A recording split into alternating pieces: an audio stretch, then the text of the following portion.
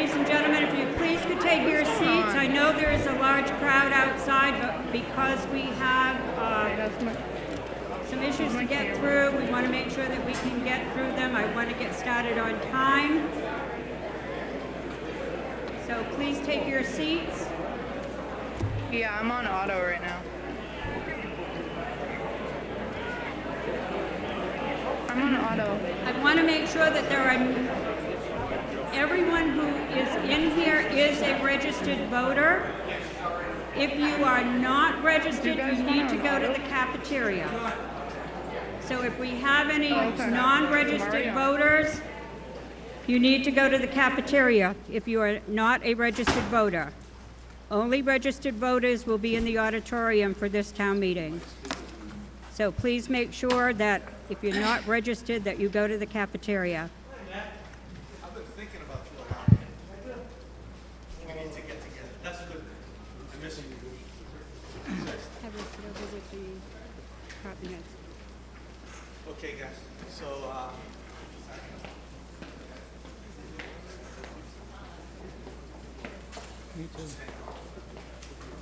normally you get to sit in the cafeteria, the auditorium, but because of what... Okay, we're going to get started.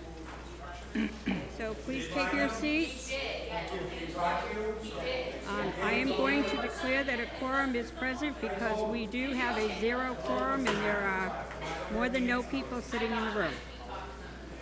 So I will ask the town clerk to read the posting of the warrant.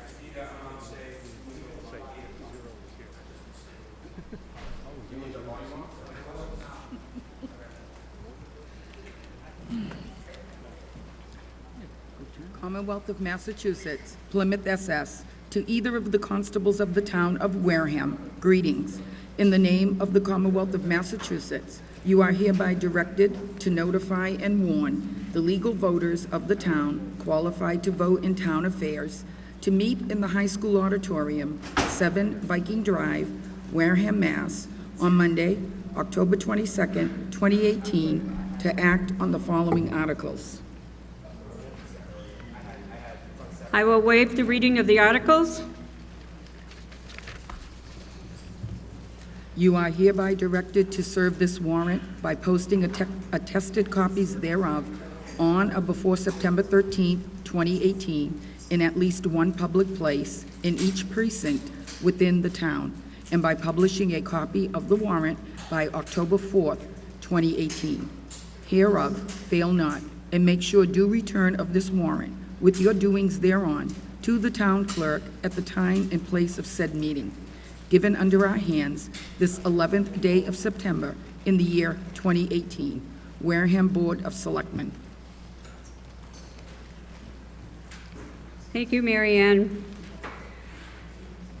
I will now declare that this meeting is open, and I will ask for the posting of the colors to ask you all to stand for the salute of the flag.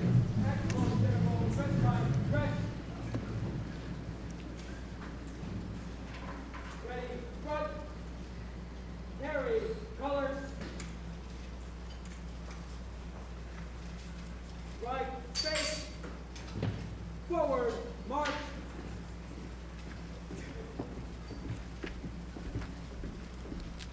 March time, march. Color, halt. Left, face. Present, arms.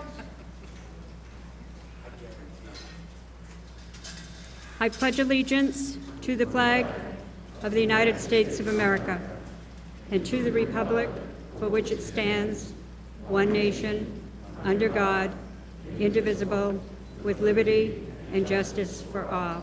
Please remain standing. Order, arms. Right, face. Forward, march.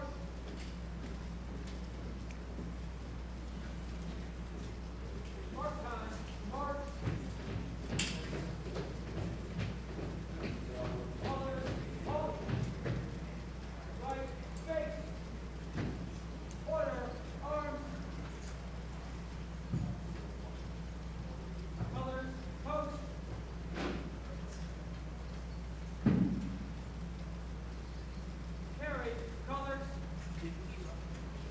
They should be back down here. Yeah. They should be expecting to be I would like to thank the Junior ROTC. Please remain standing for just one moment. As we traditionally do before town meeting, I just would like to take a moment of silence to acknowledge a couple people who have passed away that gave service to the town. So we'd like to remember George LeBlanc, who was the wiring inspector for the town for many, many years. Peter Murphy, who was a dispatcher for the Wareham Police Department. He worked for the Onset Water Department, and he was also a firefighter on Onset Fire. Also, Herbert J. Barrett, who was a police officer who joined the department in 1955. He was the acting police chief from 1978 to 1979. He was a very highly respected police officer, and he proudly served the Wareham community for 39 years. He retired in 1994 as a detective sergeant. If we could have a moment of silence, please.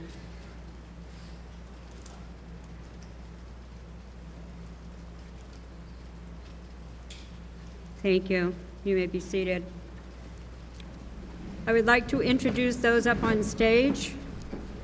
To my right, we have Town Council Attorney Richard Bowen, Town Administrator Derek Sullivan, Selectman Peter Teitelbaum, my Deputy Moderator Joe Ashley, Chairman of the Board of Selectmen Alan Slavin, Selectman Mary Bruce, Selectman Patrick Tropiano, and Selectman Tony Scazziotti.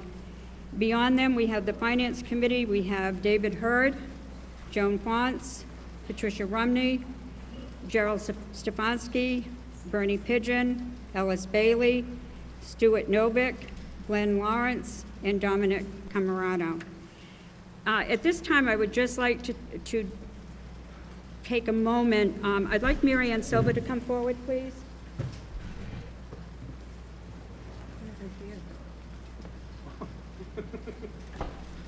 We need to find her.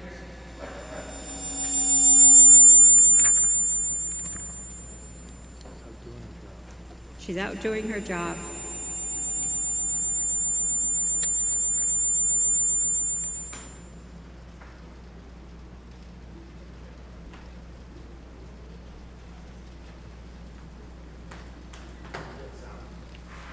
Just please bear with us for just another couple moments.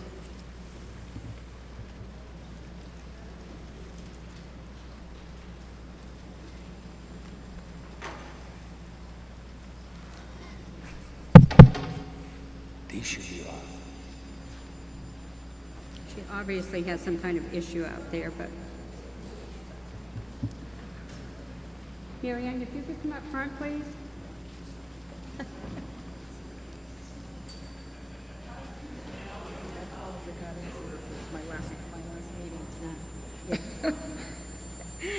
Ladies and gentlemen, I'd like to acknowledge the town clerk, Mary Ann Silva. Mary Ann came to work for the town of Wareham in 1994 as a secretary in the inspections department. In 1998, she was elected our town clerk and has been serving as the clerk for town meeting. She will be retiring in April. Yep. I can't tell you what she has done to be helpful for me for the 9 years, and I'm sure prior to that to all the other moderators. I just want to say thank you for the service that you've given as a town clerk, and to the moderators that have come before me that you've served with. A sincere thank you and appreciation for all your guidance and help in, I can't say making this job easier, but leading me down a better path than sometimes I try. So on behalf of the town, Oh, thank you. I would like to present Mary Ann. Thank you.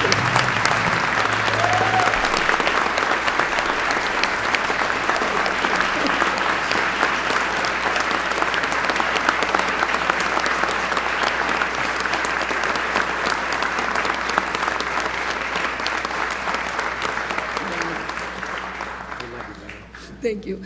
Ladies and gentlemen, it's been, it'll be 21 years when I do retire as your town clerk. It's been a pleasure. I have to be honest with you, I'm not gonna miss the politics, but I'm definitely gonna miss the people.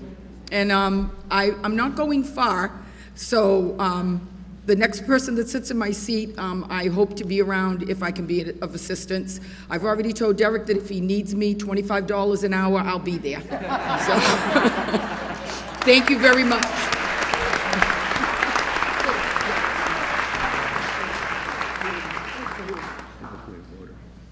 We can get to this after. Oh, no, we can't. Madam Moderator, I have a brief point of order. It's well known that you and your husband, Howard, who worked diligently in your business for decades, have retired. And we also know that you love to travel. We know that you love your grandchildren. And we know that everybody up here has been a pretty big pain in your ass lately. So with that in mind, we certainly want you to come back and be our moderator for another 3 years. But in case you decide not to, we didn't want to miss this opportunity to honor you and thank you for 9 years of service to the town of Wareham as our moderator. I do love you, even though you're doing it.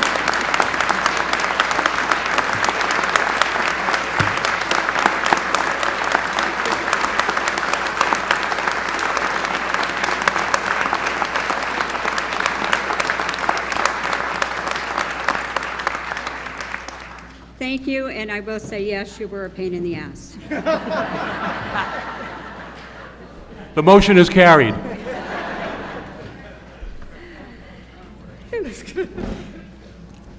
Okay. I just have some introductory comments. I'm not sure I can speak yet. My mouth is dry. The duties of the moderator and procedures of town meeting not specifically provided for by law are determined by the rules contained in the 75th edition of Robert's Rules of Order, town meeting time, town meeting tradition, and those rules set forth by the moderator to regulate the meeting. In accordance with Mass General Law, Chapter 39, Section 15, whenever a two-thirds vote is required by statute, a vote may be declared by the moderator without a count and recorded as such by the clerk upon such declaration, provided, however, that if 7 or more voting members of town meeting doubt the vote, a counted vote shall be taken. This is in accordance with Article 12 of the October 27, 2003 town meeting and approved by the Attorney General in November of 2003. Now, if a vote is required, in order to be counted, you must be seated. Please hold your cards that you were given upon entry high, not down here because the tellers can't see them. Don't tear your cards in half. Don't give them to somebody else. It's important that the tellers can count your vote. The warrant, which was duly posted in every precinct and posted on the town website, is the agenda for tonight's meeting. And town meeting does not come to an end until all of the agenda items have been decided. I will ask for a motion for each article, and you should listen very carefully to the motion, because sometimes the motion may differ a little from what's in the Finance Committee warrant. It may be slightly different than the article printed in the actual warrant, and so to make it easier for the voters in the hall, we do put the motions up on the screen, so that's what you will be voting on. Following the motion, I will ask the proponent to speak to the article, and then I will ask for the vote of the Board of Selectmen and the vote and recommendation of the Finance Committee. Now, voters who wish to speak, I would ask that you use the microphones that are at the top section of the auditorium. We do have a microphone down front, but that is for department heads only. So use the 2 microphones that are up on the first level. Please state your name so that we know who's speaking and can respect that you're speaking. Your remarks must be limited to the content of what we're talking about. I ask that you be respectful in your comments. I don't want any calling out. I don't want any applause. I don't want any disorderly conduct that will make me ask you to leave the meeting. It has been tradition with this body that we allow, and this goes back many, many years, proponents to have 5 minutes and all others to have 2 minutes to speak. I will now ask for a vote for the body if you wish to contain and continue with that tradition. All those in favor, please say aye. Aye. All those opposed? It passes unanimously. Now, I will use my discretion. If somebody is in the middle of saying something, I'm not going to cut them off. But we're not going to give them more than their allotted time so that they continue to go on and on and on. Now, the moderator presides and regulates the meeting, decides all questions of order, and makes the declaration of how we vote. Amendments can be offered to any article that's being debated, and to offer an amendment, if you have an amendment, you need to give it to me in writing so that the town clerk has a copy of it and it can be properly filed. I will then recognize the person making the amendment, and then that person would have 5 minutes as a proponent of the amendment. Now, as far as reconsideration, a motion to reconsider, if approved by a simple majority, would enable a majority in an assembly to bring back for further consideration an article that has been discussed. However, there are some rules that go with that. It has to be moved on the same day that the article is discussed. Don't come back tomorrow night if we're here tomorrow night and want to reconsider something that happened tonight. It has to be made by a member who voted with the prevailing side. It must be seconded, and it is debatable. But it only will be permitted and allowed if there was a hasty or ill-advised or some erroneous action that we can justify. If there was additional information that wasn't available, then we would take that into consideration. So again, I ask if there are any non-voters in the hall to please make your way to the cafeteria. We still have some people coming in. There are some seats down front. If you have seats in your row, please make sure that people can have access to them. Permission to take photos has been granted to the press. There is no photo taking by anyone else. Please turn your phones on silence. Now, entering and exit the auditorium, if you need to leave, I ask that you leave this door and return by this door, and that's so that you can be rechecked back in. If we have to leave in an emergency, you are welcome to use all the doors to go out, but please only come back in this door so that we can be assured that only registered voters are coming back.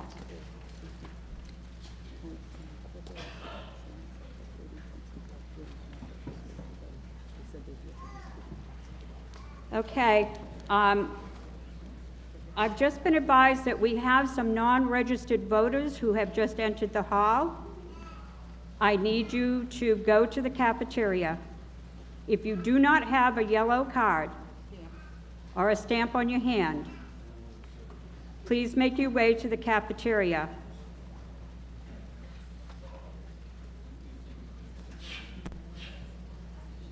I'll give you time to look at your hand and make sure you have a stamp.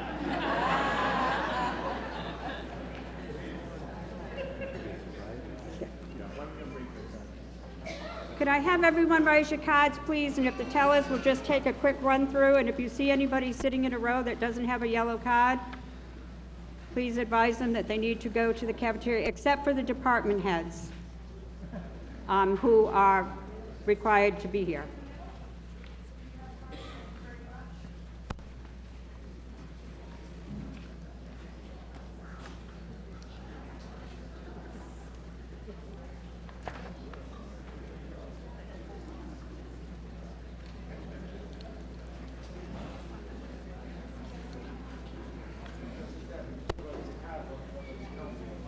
Ma'am, do you have a yellow card? Okay, thank you. Okay, thank you, okay. Before we begin, I just have one more thing. Article 2, Section 2.6 of the Town Charter states that all department heads shall attend each session of every town meeting for the purpose of being here to provide the town meeting with any information that they would have available that maybe we wouldn't have if they weren't here. So I need to do a roll call. Human Resources Director, Board of Health, Chief Assessing Officer, Community and Economic Development Director, Natural Resources Director, Council on Aging, Information Management Technology, EMS, Inspectional Services, Municipal Maintenance, Police Department, Town Accountant, Finance Director, Library, Water Pollution Control, Planning. Okay, ladies and gentlemen, one of the other things that over my 9 years that I have learned from other moderators is in order to Can you have the people in the back come and take a seat somewhere? They're right around all the cables and Yep. somebody's gonna get up. okay. Thank you. Will the people who are standing in the back of the hall please come down front and find a seat? We have some concerns about the cables that are up back, so you need to be seated. So please find your way down front. There's plenty of seats down front. Plenty, plenty, plenty. Come on down. Come on down. We don't have a door for you to pick, but come on down.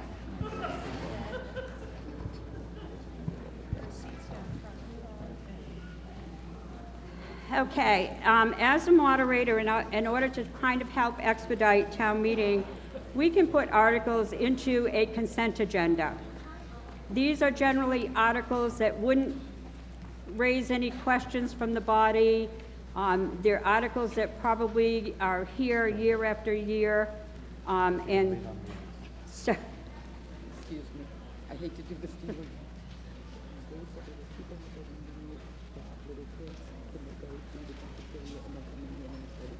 yeah, as long as they have a yellow card. Oh, not with, yeah. So I have several articles that I would like to put into a consent agenda. I will give you the number of them. I will explain them to you. If you do not want it in the included in the consent agenda, just say hold, and we will take it out, and we will do it in its normal rotation. So we have Article 3, which is the unpaid bills in the fiscal year. There are no unpaid bills. Article 4. Article 4 is a transfer of McKinney-Vento funds, and that's a fund that the state reimburses to the town for transportation. The state has not sent the check, so we can't act on it. Article 17 was a request by the Water Pollution Control Facility for a Water Warriors grant. The Board of Sewer Commissioners don't feel that they have enough information to move forward with this, and they want more time to study the proposal and perhaps bring it back at a later date. Article 18 is a street layout of Melwood Drive and Windsor Drive. This was a petition article, and unfortunately the proponents didn't have everything needed to allow this article to go forward. So we're going to put that in the consent agenda. Article 20 was another petition article for new housing at Agawam Village, and it's the intent of the proponent to revisit this and bring it forward again in April. So all of those motions that come before you for those articles would have a motion to pass over them. We have two more. Article 8, and that is to return unused funds from completed community preservation project. This is an article that routinely comes every year, that they put the community preservation money back into the fund if it has been returned because it wasn't used. And Article 12 is a community preservation fund reserve adjustment for both articles that appear every year, and it's a routine housekeeping article. So we have a motion before us. The planning board, I did not hear any holds. We will leave them in the consent agenda. If the finance committee would please make a motion for the consent agenda.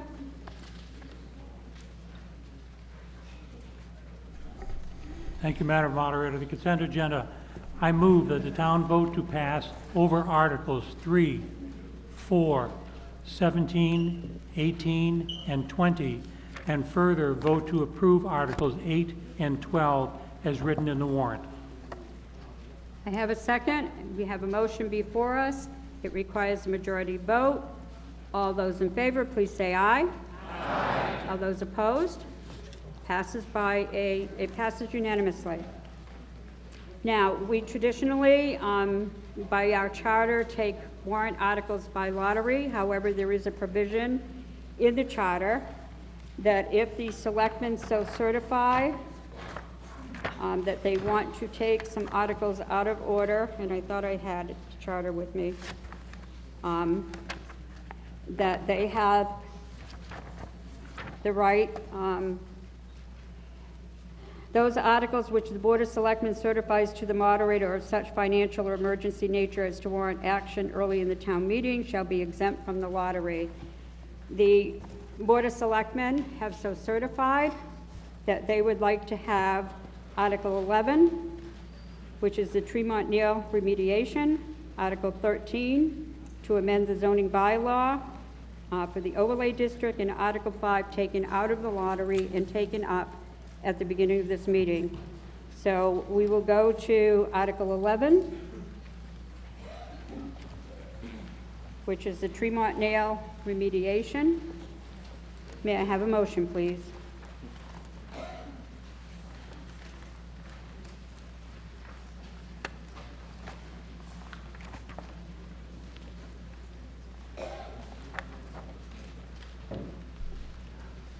I move that the town vote to borrow the sum of $1,430,000 for the cleanup of contaminated soil at the Tremont Nail Factory site at 8 Elm Street, Wareham, Massachusetts, and issue bonds or notes therefore, that such bonds or notes shall be issued pursuant to Chapter 44B, the Community Preservation Act, that while such bonds or notes shall be general obligations of the town, the debt service on such bonds or notes is intended to be paid from funds reserved for historic preservation or other community preservation funds in the Community Preservation Fund.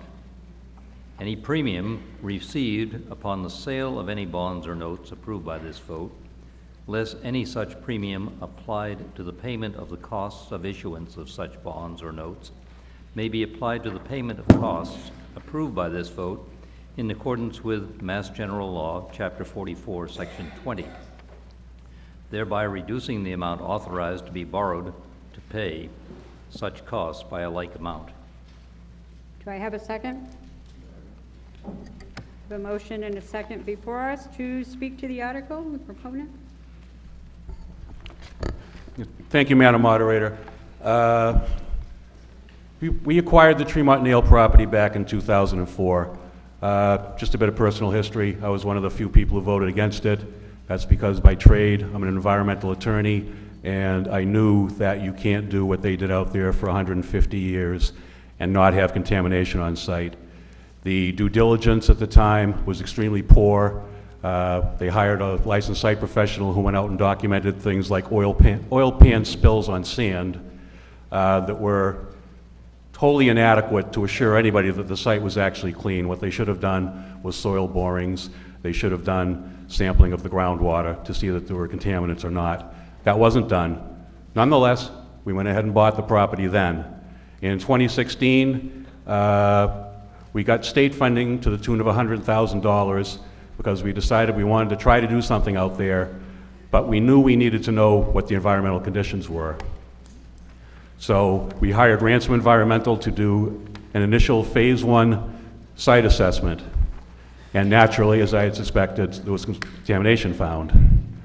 Fortunately, the contamination then didn't appear to be a huge issue, but it was significant enough that we had to do another study to go out further to know exactly where the contamination was and what its nature was. What we have out there are heavy metals in soil and groundwater and petroleum as well. What we're asking you for tonight is for the funding from community preservation funds to pay for the cleanup for the site. As you can see on the screen, it was meant to be bonded out over a period of time so that it wouldn't simply drain any CPC coppers right off the bat. This isn't something that we necessarily want to do, but it's certainly something we have to do. The state law provides that if a potentially responsible party, which is what we are under Chapter 21E, fails to clean up a site, the state can come in, hire their own consultants to clean it up, and stick the town with the bill. And as you know, we depend on the town for fairly large handouts, like state aid, and all they would do is just withhold our state aid for a couple of years. We really couldn't survive going forward with that. So what we're asking for tonight is your approval of this article. And now I'll turn it over to Tracy Costa, licensed site professional, to go through the slides.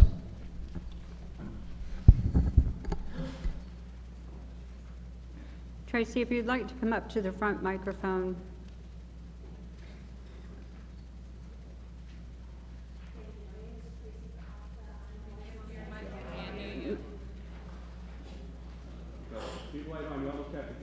Yeah, you have to get very, very close. No? Steve?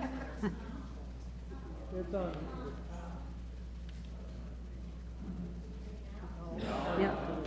We got one coming. Yeah, if you want to use the microphone in the...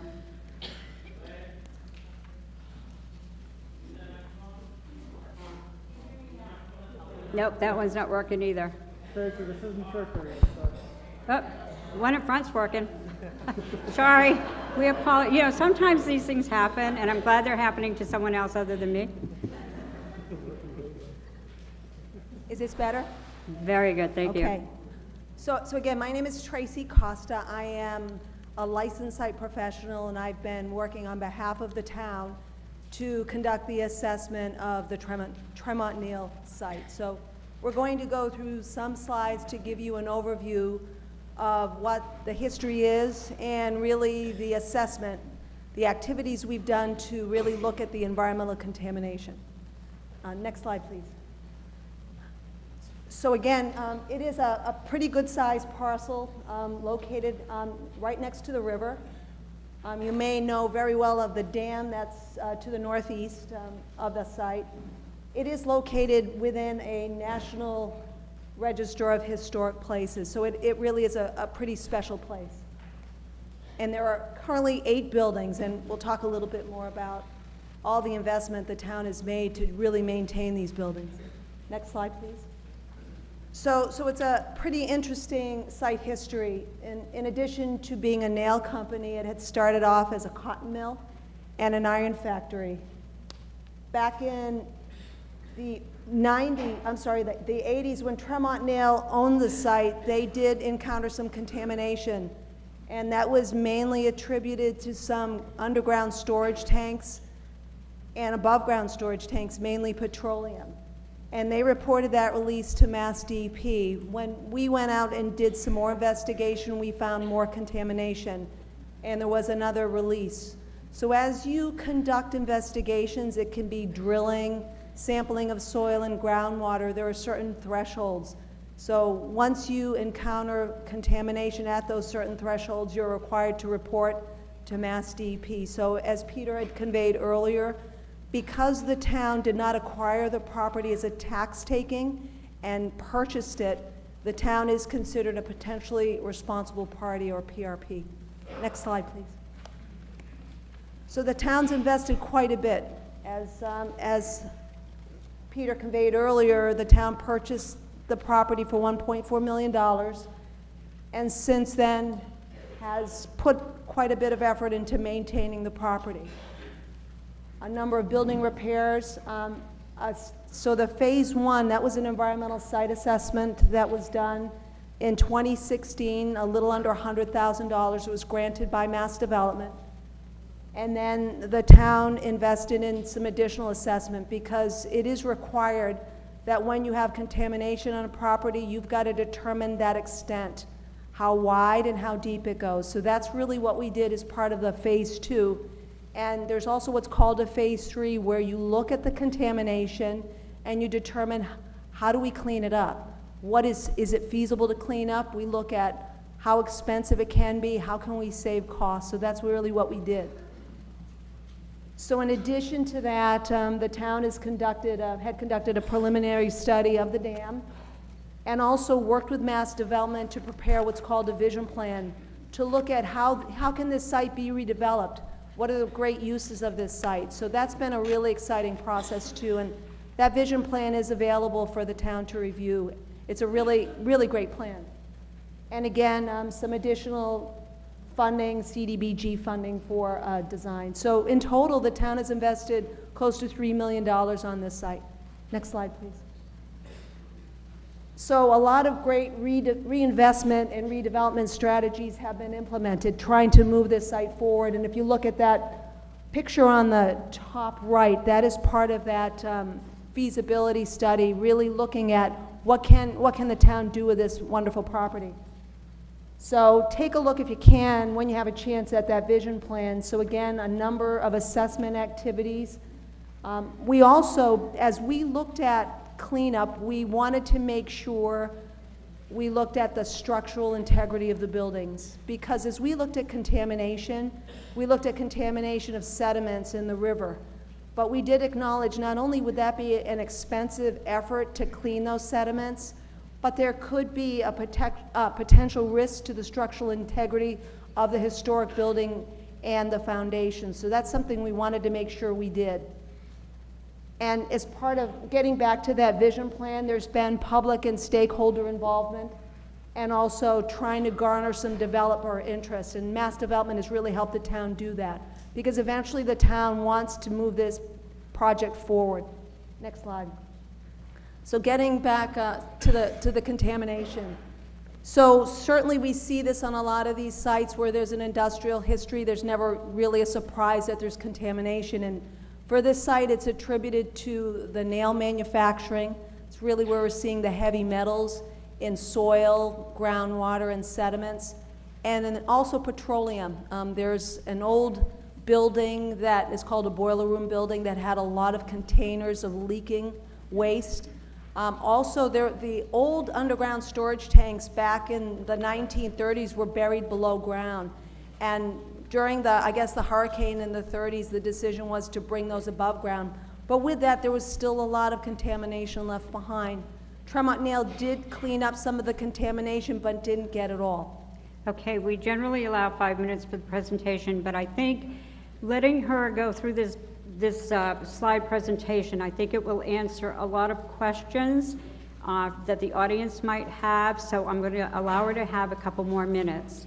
But I think seeing the slides, it will answer a lot of questions that the voters may have and may prevent us from having a half hour's worth of questions. And just quickly, so that boiler room is the picture on the top left. You can see all of the staining and the contamination from that. And that above ground storage tank, beneath that were the former underground storage tanks that were removed in the 1930s. Next slide, please. So again, work has been done at the site. So during ownership of Tremont Nail, they did do some work. But they didn't get all the contamination. That's really the bottom line. Next slide, please.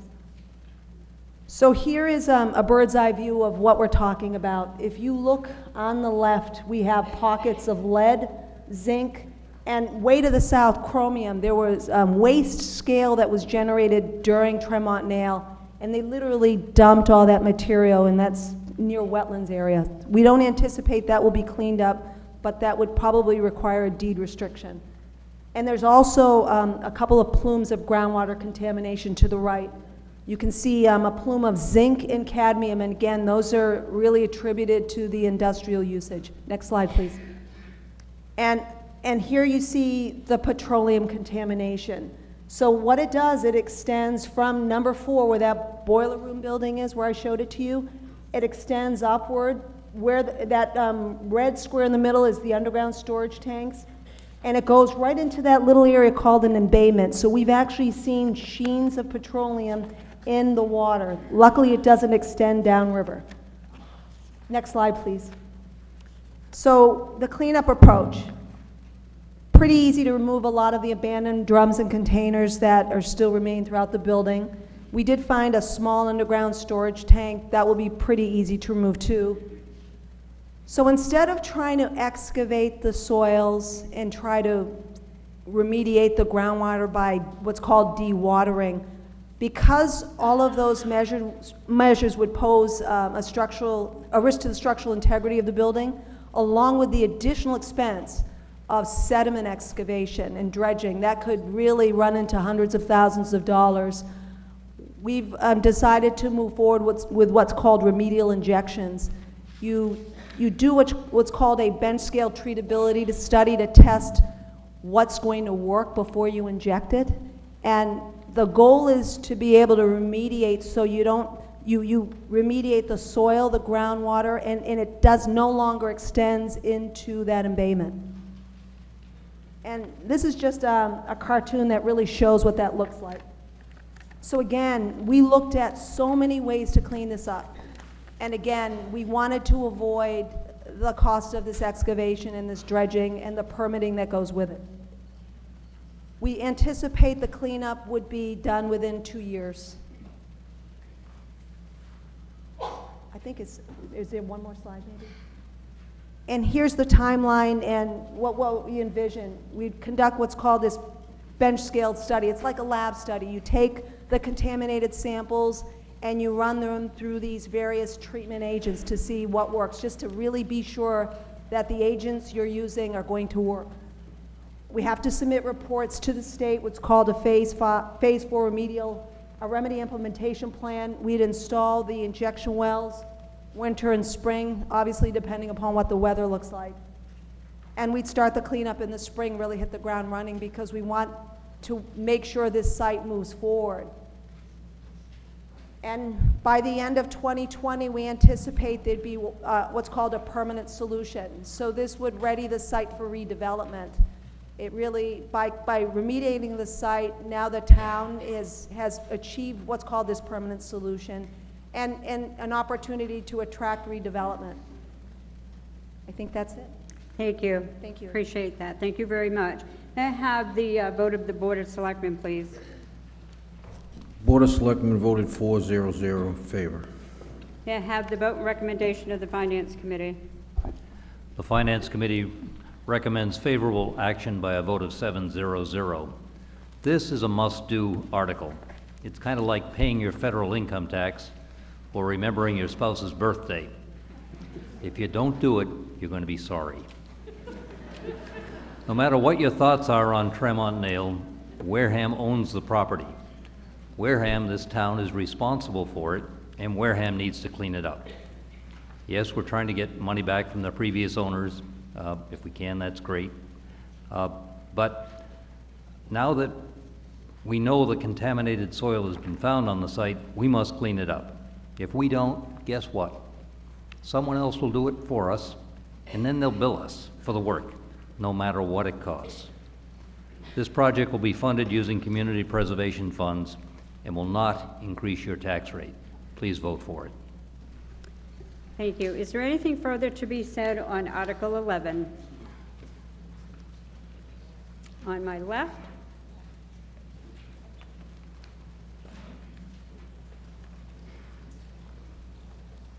On my left. Donna Fox Rubin, Precinct 5. I have a question. From classes I've taken, I was under the impression that anyone who had ownership of this property, and I don't recall the time frames for the ownerships of this property. I mean, going back to the 1800s is unlikely for an ownership. But do any other parties have any financial responsibility that we can seek contribution from? To answer the question only. Yes, to answer the question only, yes, that is true. General Laws, Chapter 21, Section 4 and 4A do set forth a responsibility for all parties who participated in operations at the site that involved, quote, hazardous materials. Now, those would be the heavy metals. Petroleum is treated slightly differently.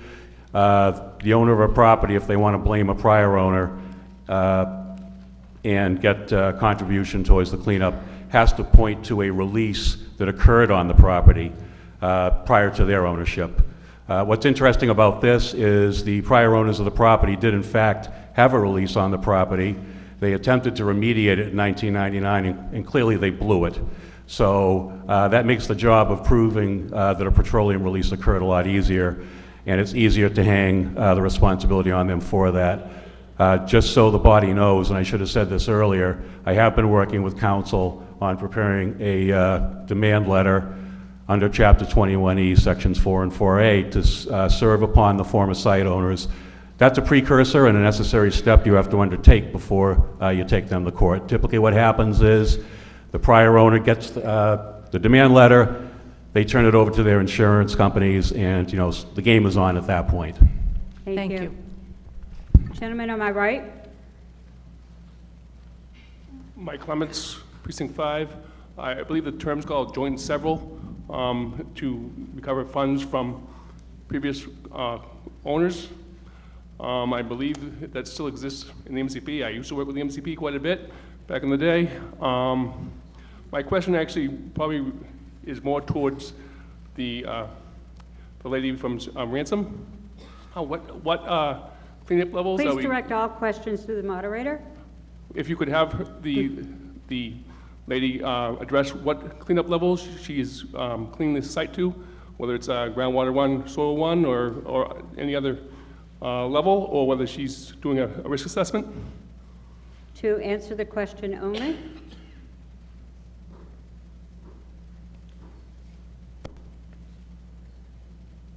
To answer the question only, even though GW1 applies, we are not anticipating that we will achieve GW1, but we're going to try to meet GW2 and GW3 standards. So, back to the moderator, to the, so you will be requiring an AUL on the property if you're not getting the soils, the soils or the groundwater down, because I assume groundwater is not 15 feet or greater at that location? You're right. Groundwater's at approximately 2 to 5 feet. It's very shallow. And getting back to your first question, we will prepare a revised ecological risk assessment and a revised Method 3 human health risk assessment. And there will be an AUL, we anticipate, on portions of the property. We're hoping there won't be an AUL on all of the property. Gotcha. Thank you. Tell Steve Ransom I said hello. On my left? Thank you, Madam Moderator. Margaret Ishihara, Precinct 3. I have a question about that activity use limitation. If I might, through the moderator, inquire of the LSP, what sort of uses do you anticipate being not allowed, and in what areas on the property? To answer the question?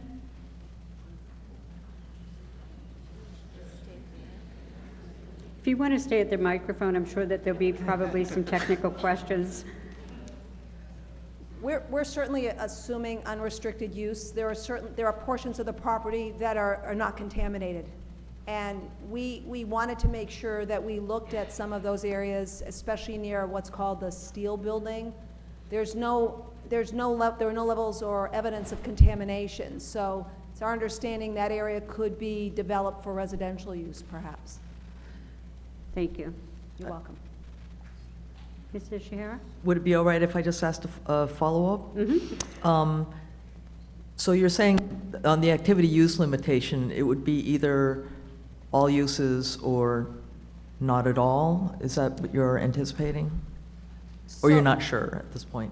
No, so for example, for the chromium impacted soils at the southern portion of the site, we anticipate that area will require an activity and use limitation. So that would require that a soil management plan be implemented in case that soil is ever disturbed. There's also some petroleum contamination in one of the buildings beneath concrete. So an AUL would require that if that concrete, that it remain in place as a cap, but if it's disturbed, also that a soil management plan be implemented. I mean, there's certainly portions of the site with their industrial history that would probably not be suitable for a daycare facility, for example. Thank you. You're welcome. Gentleman on my left? Yes, Mark Bianco, Precinct 5. I have to say that I'm not in favor of taking a vote on this at this moment because I think there's other intentions here this evening for Tremont Nail. So unless we're going to prematurely vote on this and then something else is going to be presented to us, I'd ask that we wait on the vote for this. That being said, we've spent twice on this property. We spent 1.4 to own it and then 1.4 to find out what the problem is, and now we're going to pay 1.4 again, of which I'm not even sure we can recover $1 of that from the original owners. So where there is a restriction on the property right now, any future use, I would recommend be put on hold until the remediation is done. And lastly, I'd like to say that having spent 25 years in the remediation business, I would like to know with complete honesty, is this going to be done for $1.5 million? Because I've yet to see an environmental project that come in at the estimation. We don't know the full extent of contamination. We do. To answer the question? Yes, we do know the full extent of contamination based on the results of the Phase 2, and we've built in a contingency. What is the contingency? I believe it's about 15%. 15% on the 1.5? Yes. So we'll go as high as 1.75? No, to that point. So in other words, so in other words, we want to make sure it doesn't go above that. So, Madam Moderator, you're guaranteeing the taxpayers of Wareham that we will not spend more than $1.5 million to get this thing whole, in which we can have 100% use of the property again? Is that what we're being told? Mr. Bianco, that's a little out of my purview. I don't have that control. Can we ask someone from the expert board here to If you wish guarantee to that? pose a question and someone wishes to answer it, So my question is to the selectmen or to the finance committee. Are you guaranteeing this is the end of the end on spending money so that we can get 100% use on Tremont Nail? Madam Moderator, to answer the question? Madam Moderator, you are determining this evening how much we're spending. You are, not those people sitting over there. The amount that you are authorizing them to spend is $1.43 million. That's the top. That's the maximum. If any more money is to be spent, they have to come back to you to ask permission to go forward. Right. So what I'm saying, sir, is we possibly are going down a rabbit hole that could lead to $4 or $5 million. And if we don't have a real end point here, we should hold off for a full assessment. 10 seconds. The taxpayers need to understand what the end game is here. And this is another expenditure that's at question. Thank you. Take your time. On my right? Sorry, my comments again. Has anyone investigated on the DEP Brownfields program? Any additional money that might be available to them too? We have, yes. So we've looked at both mass development. Mass development does have funding. There is brownfields funding. There's a repayment program, so it's a recoverable grant. Okay. We also looked at EPA brownfields funding. But unfortunately, the town is not eligible because of not having met the all-appropriate inquiry / due diligence before acquisition. Gotcha. Thank you. On my left? Point of clarification, Lisa Morales, Precinct 2. My point of clarification is the picture that we were just shown of the contamination area with all of those drums in it, what did you call it, the machine room or? The former boiler room. Boiler room. How old is that picture? To answer the question? That picture is fairly recent. That's what I was afraid of. So the town has owned it all this time and left that all in there, therefore contributing to their own contamination. Is that the assumption we could make from that recent picture? That building is currently covered, so a lot of that contamination had been reported in prior reports. There had been a dirt floor during the former ownership, and that floor had been contaminated before. But the deteriorating barrels were left there by Wareham. However, there's no evidence of rainwater infiltration into that building because the town's been maintaining the structure. And the other clarification would be the intent is to leave the chromium there. At the in the soils at the southern portion of the site, correct. On my right? Yes, thank you. Sandy Slavin, Precinct 3. For full disclosure, this will be bonded. There will be interest paid on that bond using CPA funds, but we have to come back to town meeting each year for approval to pay. Just wanted, the cost of the project, plus there will be interest payments that will be paid by CPC.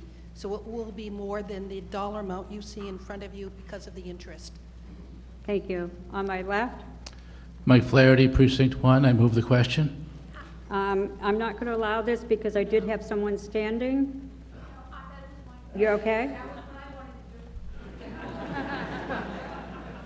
I have a motion before us to move the question. I don't see any other people standing.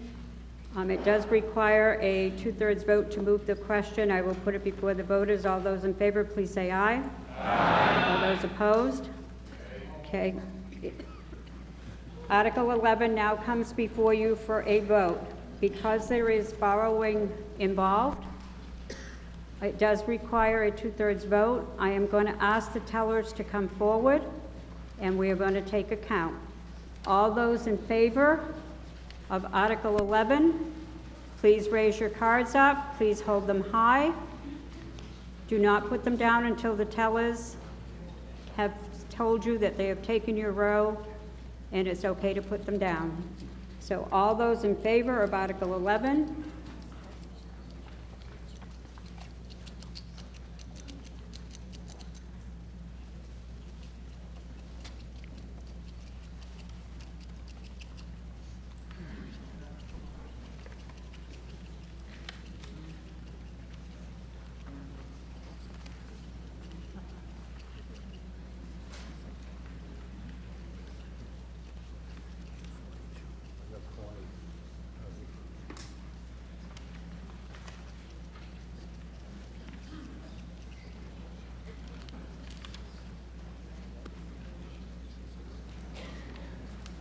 If there is anyone standing in the back, you need to have a seat if you want your vote counted.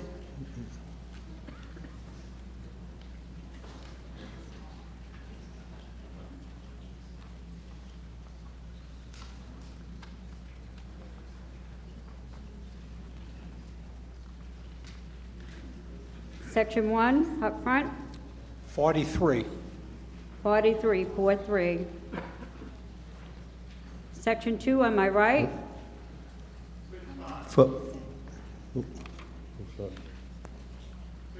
Please go to the microphone. Sorry about that. 65. 65. 65. Madam Moderator, I have 40 right here. 40, 4-0 in the center. She's still counting.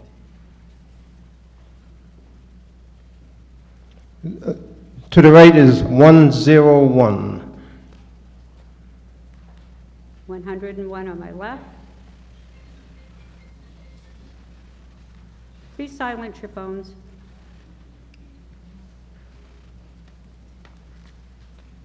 And in the upper center, 168. 168. Thank you. All those opposed, please raise your cards.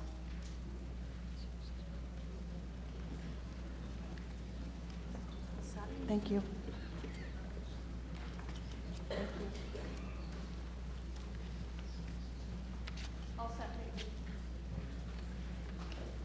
Okay, thank you.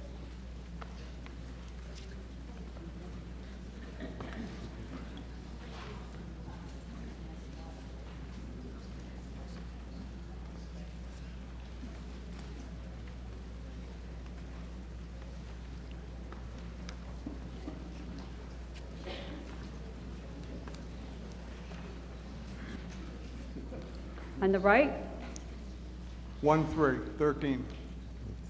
13, 1-3. In the center, 1. 1. 9. I'm sorry, 9. Yes. And on the left, 6.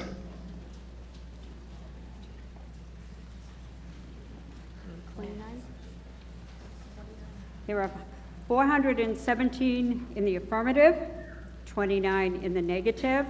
The motion carries by a 2/3 vote. Okay, Article 13.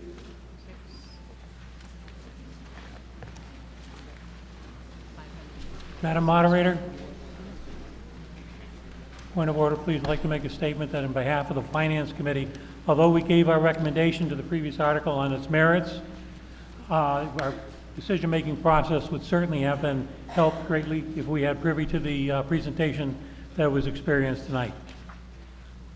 I just wanted to make that known to the body. We're supposed to advise these people, and we hope to have all the information at our disposal when we form that decision. Thank you.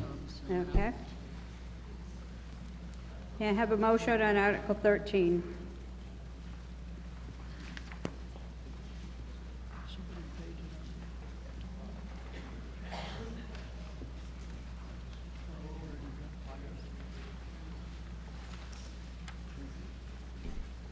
Somebody want to make a motion on Article 13? Yes. Mr. Pigeon? I move that the town amend the zoning bylaw Article 4 overlay districts to add a Tremont Nail Factory redevelopment overlay district as printed in the Wareham Redevelopment Authority handout, except that lots 1005A and 1005B shown in 462.1 are not included. Do I have a second? To speak to the article? Thank you, Madam Moderator. This article is to amend the zoning bylaw, Article 4, overlay districts to add a Tremont Nail Factory redevelopment district. Well, let's be frank, this article is about more than just that. Since the day I've arrived, I've heard nothing but negative comments about the town purchasing Tremont Nail.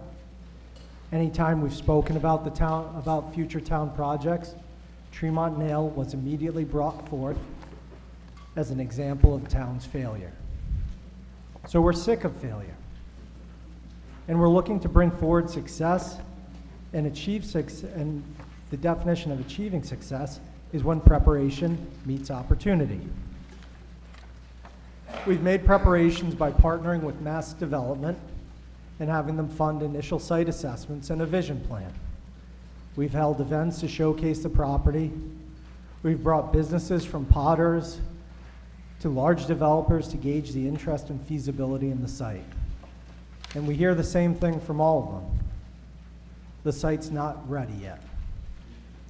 So tonight's the next stage of preparation, creating an overlay district that will allow uses such as health and athletic facilities, apartments and mixed-use buildings, conference center, hotel, light manufacturing, accessory food and beverage, marine connected use, artist studios, brewery and/or distillery, and yes, one marijuana product manufacturer. Not retail sales, not dispensary, not cultivation, so meaning no growing. Now here comes the opportunity. You've probably read about it in the papers. We do have a large marijuana manufacturer who wants to use the non-historic metal building that you've already heard about tonight. They want to use it for processing only. Again, no retail sales, no cultivation. $2.42 million over 5 years, with at least $920,000 going to the Tremont Nail site and another $1.5 million going to the town to help fund other services. Now, I know that marijuana is an emotional subject for people. Our chief of police will tell you that it's illegal at the federal level, but these funds sure could help his department. People will consider it troublesome to rezone the site for certain uses. Their concern is certainly understandable. But I can think of little worse than allowing this site to rot for another 14 years. The only thing worse is to continue to use taxpayer dollars to support this site when there are other opportunities. So there's the opportunity. Let's not further study this to death. Let's not technically kill it. Let's bring it to the body and hear yay or nay so we can continue to plan for the success of this community. Thank you. Thank you. Zoning articles require a public hearing by the planning board and a report of the planning board May we have the report of the planning board on this, please? Yes, excuse me. George Barrett, Chair of the Planning Board. Planning Board did hold a public hearing on this on October 15th, at which time we voted 5-0-0 to recommend further study. We voiced many of the same concerns that Town Administrator just illustrated. There are some technical issues. There are, of course, the elephant in the room, the marijuana production.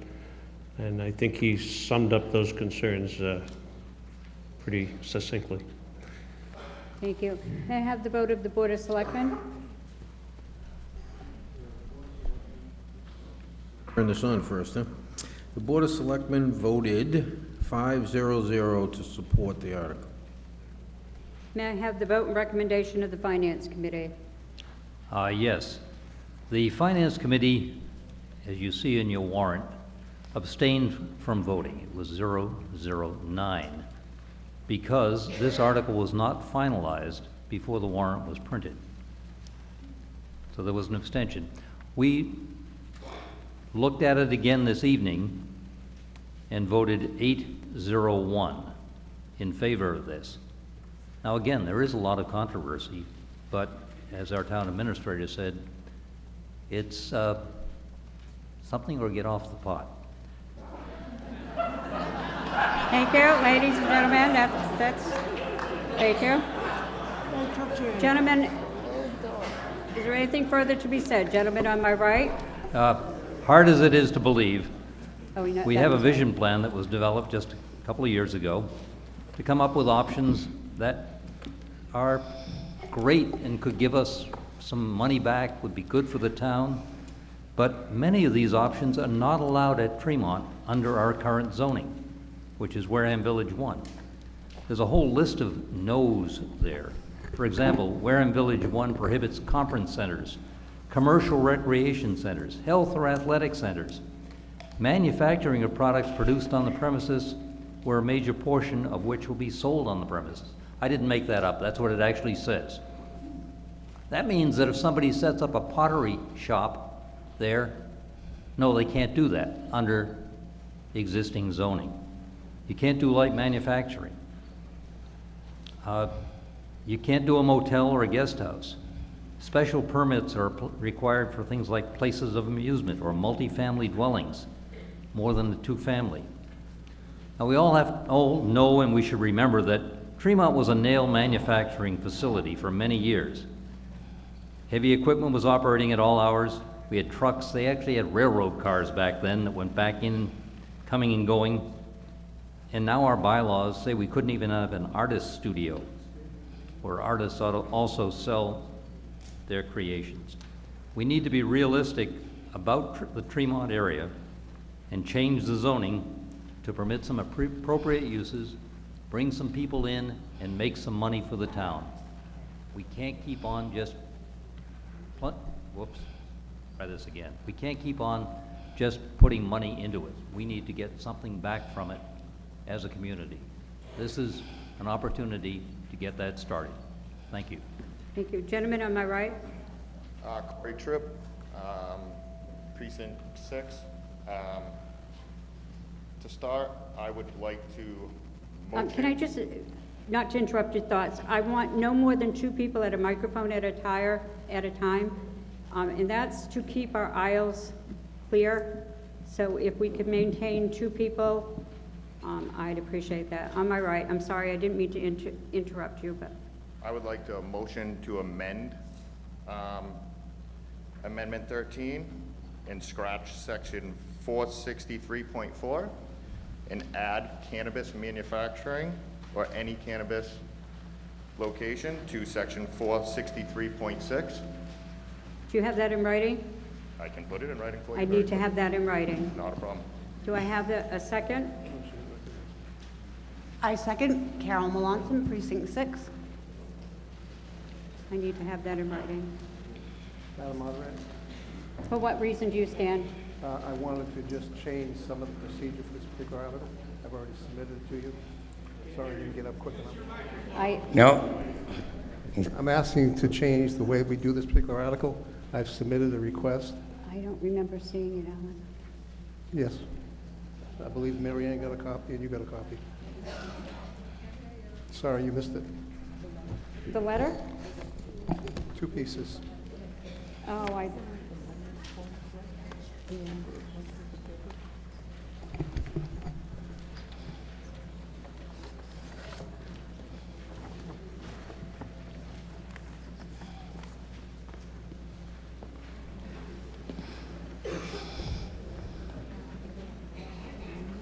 Okay, I'm sorry, I do apologize. I did not see that.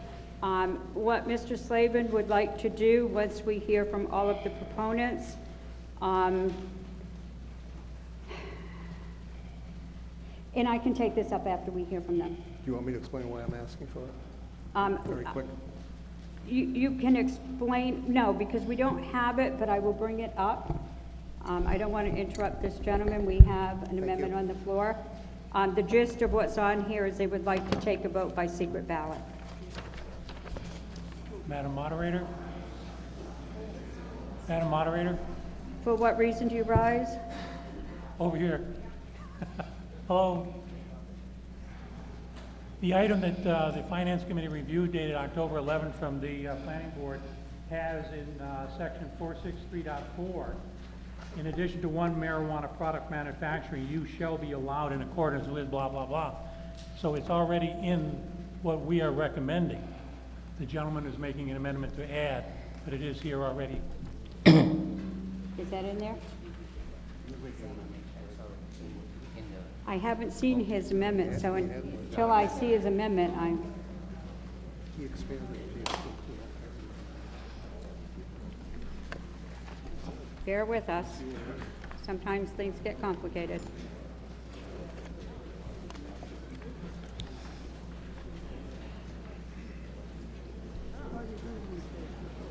Yes, Dan.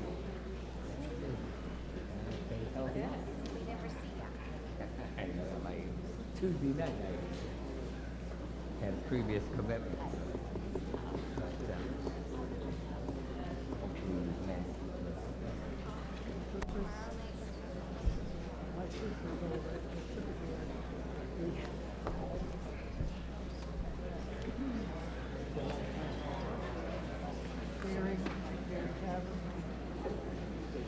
Get over that way.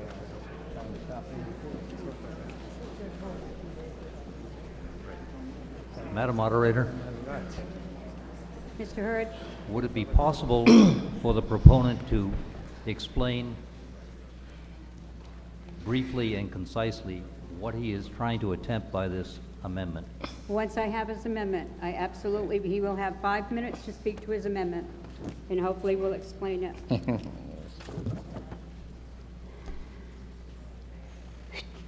Okay, Mr. Tripp would like to make a motion to amend Article 13 He doesn't realize. and to remove section 463.4. That is the section that reads, in addition, one marijuana product manufacturing use shall be allowed, and it goes on. He would like to remove that and add a new section, add cannabis business to Article 463.6. Under zoning article, major change. No. Do I read this and get a chance to read this? I'm going to ask for council's advice, because under a zoning article, once a hearing has been held and the planning board has made its report, although there can be minor changes, there can't be major changes. So I'm going to ask town council for advice as to whether this motion is allowable. Madam Moderator? Hang on.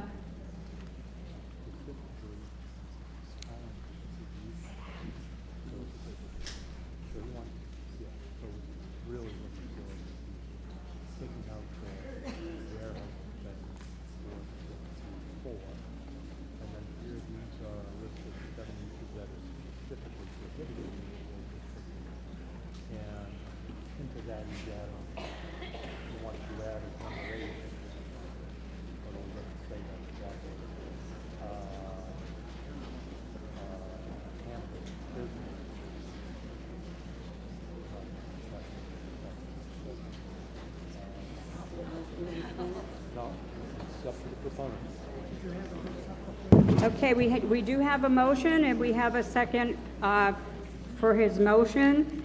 So what Mr. Tripp is trying to do is to eliminate section 4634, which would allow a product manufacturing use. And down in 463.6, add a number 8 instead, which would be any cannabis business. So that is the amendment that is before us. I'm going to let Mr. Tripp speak to it. He'll have his 5 minutes, and then this becomes an amendment to the motion. Mr. Tripp. Okay, everybody. Everyone keeps saying that. Please speak into the microphone. Trying. Little tall for the microphone, sorry. Everyone at the panel, one of our selectmen keeps telling us that they keep saying they want to do stuff to the Tremont Nail Factory, businesses, shops, which I agree with 100%. And as you just said, Madam Moderator, this is a major change. I asked to change just one article of 3 pages. It's only a major change because it's something that you want, that the town wants. I've seen a lot of misrepresentation of this marijuana facility. I went to the meeting. I was told that the rent was going to be upwards of 6 figures. $84,000 is not 6 figures. Then I read that we're going to cap the 3% tax, which is where the town would make the most amount of money off this business, at $10 million. That's only $300,000. Everybody keeps telling us that it's $2.42 million. $100,000 a year gift for 5 years is $500,000. $84,000 rent times 5 years is $420,000. $300,000 for the 3% tax on the $10 million adds up to $1.2 million. You're missing a $1.2 million. Now, if you guys, and then I've heard that they'll pay the property tax. Property tax for the entire complex. The entire complex is worth $867,000. Everyone in this room that pays taxes knows that everyone pays the same tax, commercial or residential, which is 11.27%. That's just over $10,000 a year. Over 5 years, even if they were going to pay the taxes for the entire area, that's only an additional $50,000. We're missing almost $1 million that the selectman has just told us not more than 5 minutes ago that the town will be receiving. Where's that money going to come from? There's just been a lot of misrepresentation, and if you really want something for the Tremont Nail Factory, you will amend this article and continue forward so we can have our clay pottery shops, we can have our shopping places. That's all I have to say. Thank you. We have an amendment on the floor, so I am asking anybody that has come forward to please only speak to the amendment. So if anyone wishes to speak to the amendment, if you would go to the microphone, please. Gentleman on my right. Excuse me, Madam Moderator? Wait, what's your point, Mr. Stubbs? No, that's not a point of order. You're rebutting something that he said, and whether somebody stands on town meeting floor and makes a positive statement or negative statement, that's their prerogative. We don't sit up here in judgment as to whether it's correct or incorrect. I'm not asking to say it's correct or not. We have someone here who's negotiated a dollar number. We have someone here who's a town employee who has negotiated a dollar amount, which is what's being presented to the town meeting. No. To speak to the amendment. Madam Moderator, it seems to, are you speaking to me? No. Gentleman on my right, please. Madam Moderator, Richard Swenson, Precinct 3. I have no idea what this amendment is talking about, what it's trying to do. The gentleman that just proposed it and spoke to it talked about misrepresentation of money. forecast, and I'm very confused, and I would like someone to show me what the change proposed is and how it impacts the current article. What Mr. Tripp is doing, if you look at your handout and you look at section 463.4, he wants to completely take that out. That's the marijuana product manufacturing. So that would be taken out entirely. And then if you go down to section 463, if you go back to 463.6, you have 7 uses.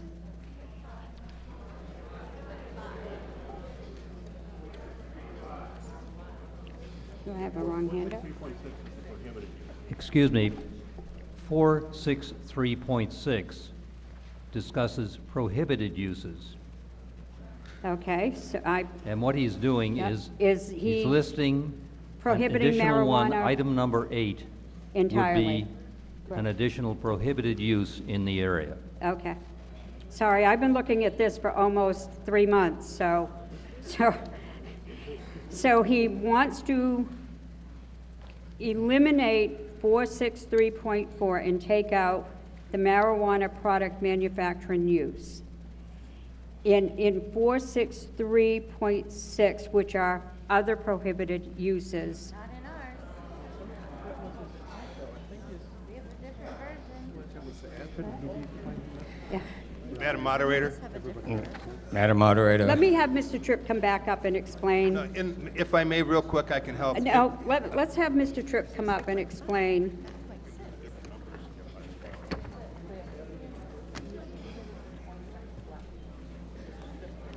We are going to remove 463.4 and add any cannabis facility to 463.6.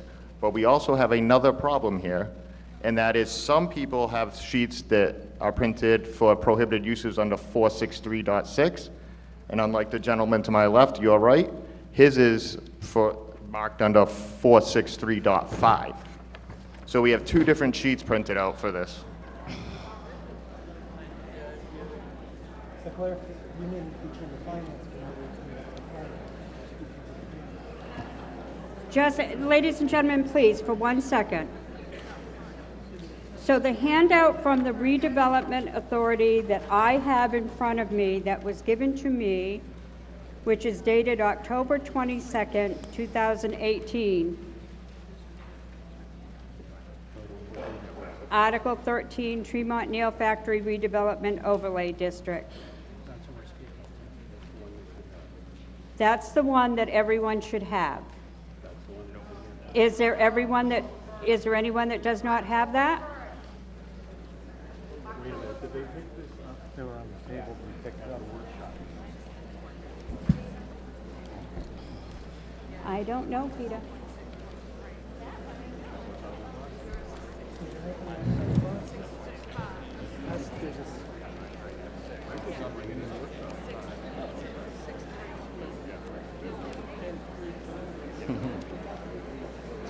So the handout that we have should say October 22nd, 2018, Article 13. And it will have a section 460, 461, that goes 461.1 to 461.6.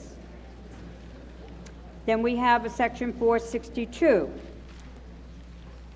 And it has 462.1 through 462.4. And then we have a section 463, which is allowed uses. And it goes down to from 463.1 to 463.8. Those that are saying no, where did you get your handout? Did you pick it out in the hallway? Oh, okay. All right. I think I know the problem. Yes. You're looking in your warrant? Yes. And this is Look in the handout. Look in the handout. That's the That's, motion. wait a minute, wait, hold on. The FinCom has a different version in your book. The motion that is before us was a handout that you should have picked up as you came in.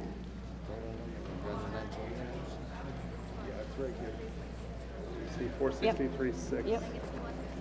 So the motion that's on the floor is on the handout that you would have picked up as you came in. If you don't have a handout that was out on the table, then please ask a neighbor if you can see it, because as I stated at the beginning of the meeting, sometimes the motions are different. So the motion on the floor is what the planning board presented as a handout. So Mr. Tripp is correct in his amendment to what he's adding, because he's adding to the handout, and the handout is the motion on the floor and the motion that we're discussing, not what's in your FinCom report.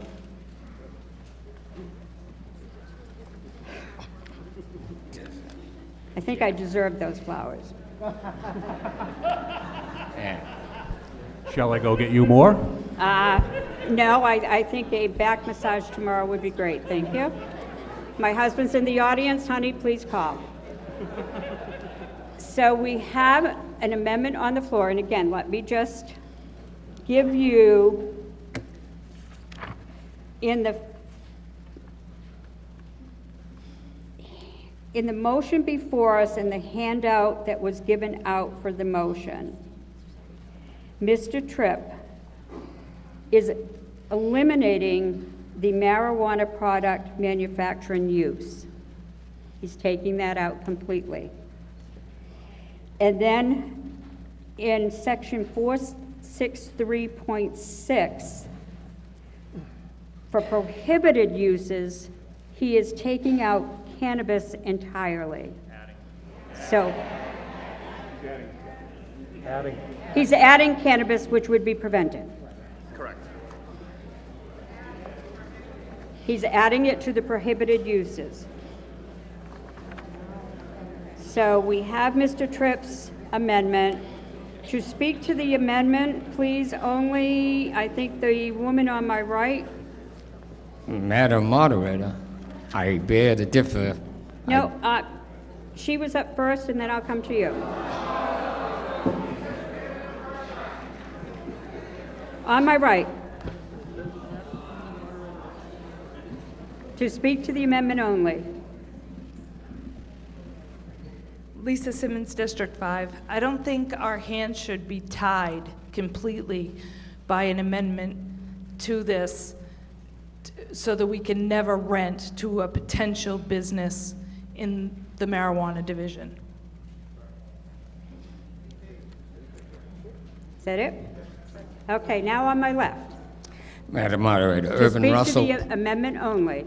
Irvin Russell, Precinct 6, and I am speaking totally against this amendment. This amendment is totally confusing to me, and it seems very restrictive in the fact that cannabis or marijuana or a manufacturing business in this town can be a win-win situation all the way around, and this amendment, I think, should definitely be reserved for some other area of concern, maybe the sale rather than the manufacturing.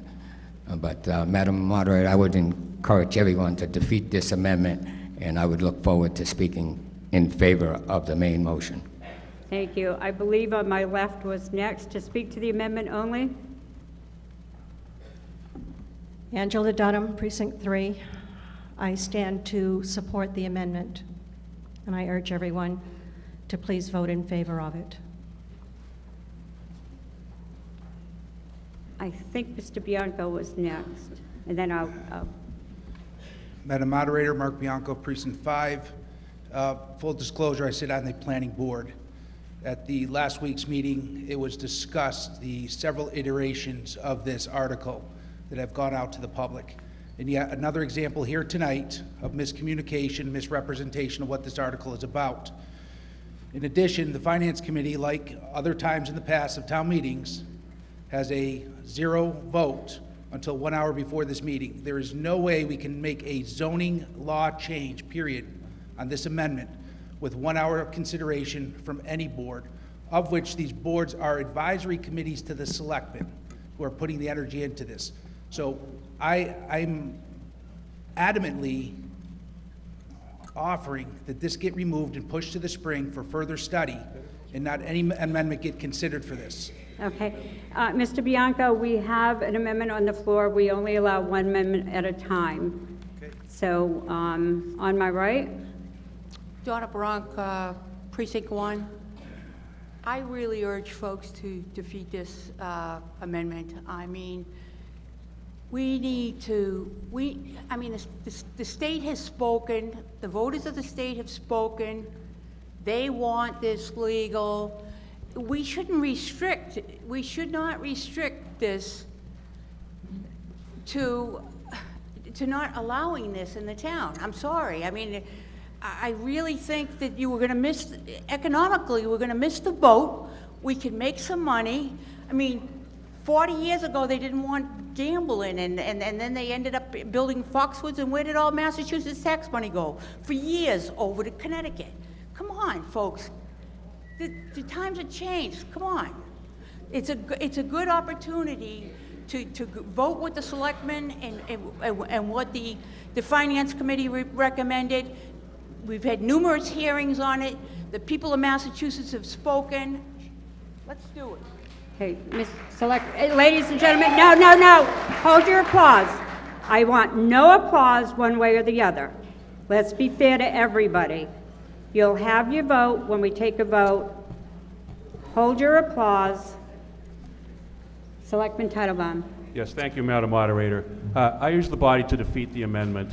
Passing this amendment, you are throwing away a minimum of $2.42 million. You know, we're not Wellesley, we're not Duxbury, we're not Concord Carlisle. Maybe those communities have a big enough tax base, maybe they hit up their homeowners enough to run their operations, maybe they don't buy nail factories, I don't know. But nonetheless, you know, we bought this nail factory. It's been the greatest white elephant in this town in my lifetime.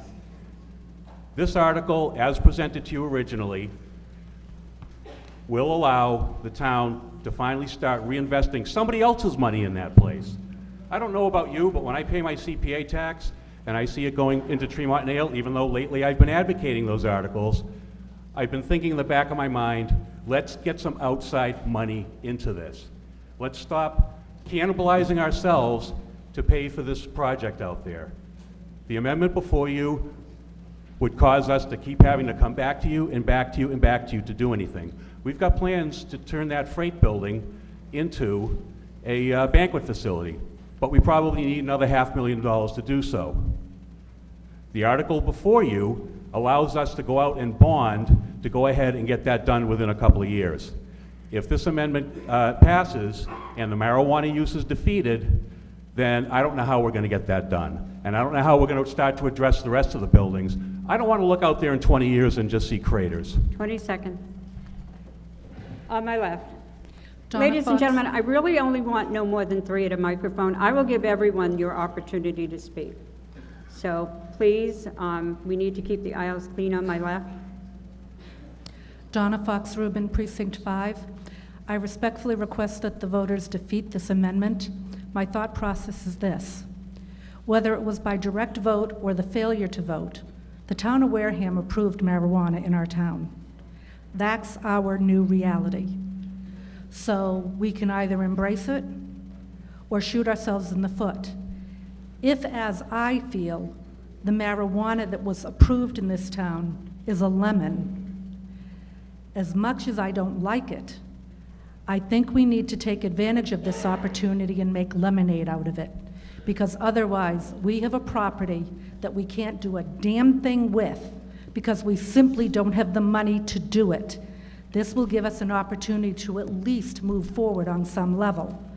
That being said, I would be interested in further details about things like how long a lease is it, what parameters are around it for infractions, because this town allows medical marijuana. We're going to allow retail marijuana. So what is our issue with a processing facility that's going to give us even if we disagree with the numbers, even if we agree that there's a disparity in the numbers, there's still money there. On my right. Judy Capriccio, Precinct 1. I'm against this amendment, and I'd like to move forward to pass this article, because we don't often come to town meeting and have a chance to get money coming to us, this revenue which we dearly need in this town for everyone. We're usually coming to town meeting and spending money. Here we can make money. We need to do this. On my left. Lisa Morales, Precinct 2. I am in favor of the amendment, and I am tired of the scare tactics. I am tired of them standing up there and saying there's going to be craters if we don't pass this. This is not about banning marijuana in any way, shape, or form in the town of Wareham. It is about this historic district in this particular location. Nothing in that vision plan has a big metal building with a marijuana processing facility in it. Nothing. Those pretty pictures we just saw do not have that in it. At no time did that vision statement ever talk about putting any kind of manufacturing smack in the middle of it. We are not talking here about banning marijuana production in town. If they are so hot for this and they've only in the last week raised their ante, let them put it other than the historic district. We have an industrial park. But please stop scaring people into saying there are going to be craters there if we don't do what you want. Thank you. Mr. Hurd. Yes, thank you. I urge you to defeat this amendment. Anybody who wants to vote for it and wants to pay more taxes, that's fine. Because this is an opportunity. We've owned this property for how many years now? A long time, and nobody's moved in. We've gone out and we've looked for people to move into it.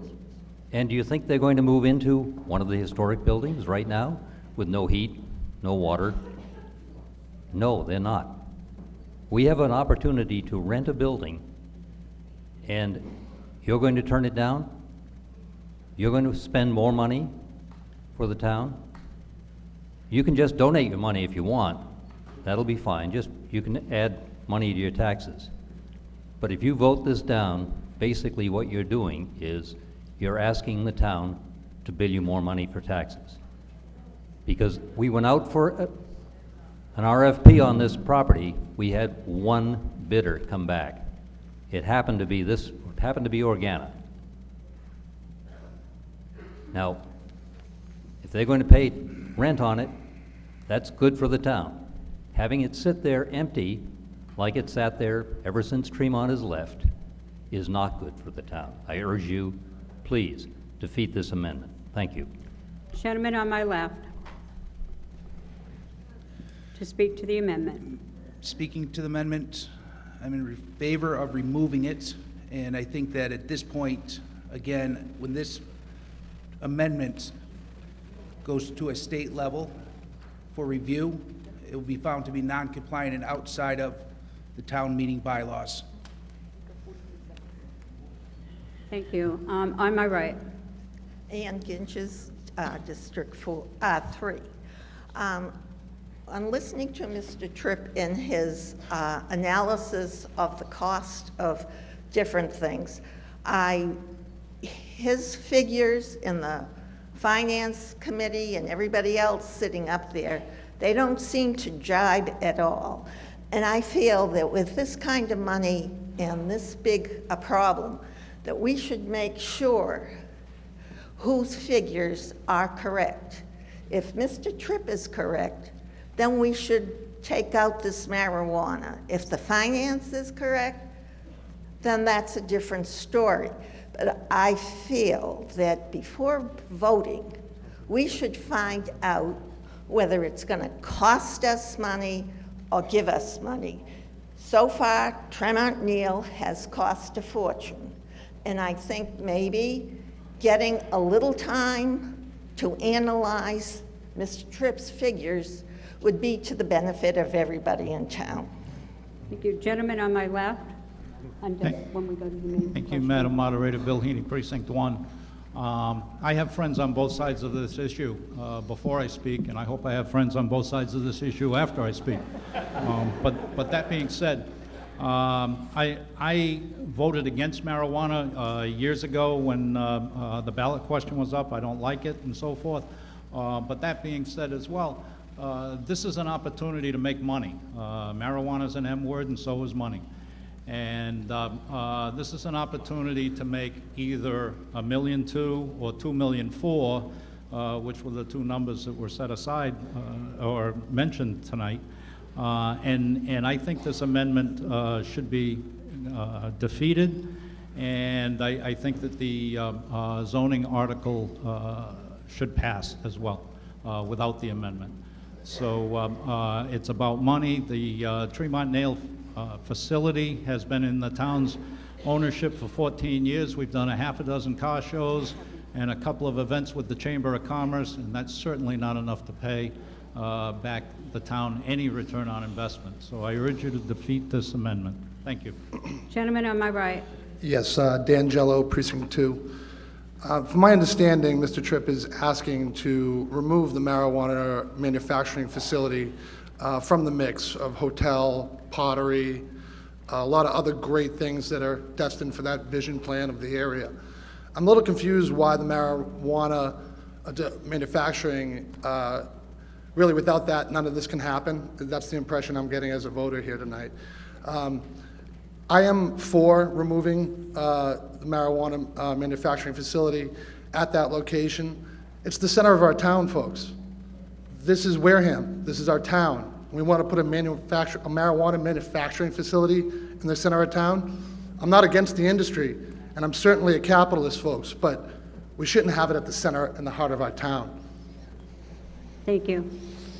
Gentleman on my right, Mr. Bianco has already had some time at the mic. He does have about 30 seconds left, but I'm going to give other people the opportunity. On my right?